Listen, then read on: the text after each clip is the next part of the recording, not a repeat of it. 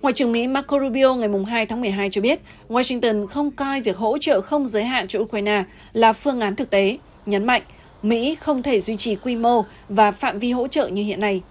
Tuyên bố được đưa ra trong bối cảnh chính quyền Tổng thống Donald Trump nhiều lần khẳng định vai trò của châu Âu trong việc chia sẻ chi phí quân sự cho Ukraine. Trước đó, Mỹ đã trình đề xuất 28 điểm giải quyết xung đột, sau điều chỉnh rút xuống còn 22 điểm, song gặp phải phản ứng từ Kiev và các nước châu Âu. Cùng thời điểm, các cuộc tham vấn giữa Mỹ và Ukraine diễn ra liên tục tại Geneva và Florida nhằm tìm hướng tiếp cận chung liên quan tới vấn đề lãnh thổ, an ninh và lộ trình bầu cử. Sáng sáng ngày 3 tháng 12, đặc phái viên Steve Witkoff và ông Jared Kushner đã kết thúc cuộc trao đổi kéo dài nhiều giờ với Tổng thống Nga Vladimir Putin tại Moscow, được đánh giá là mang tính xây dựng.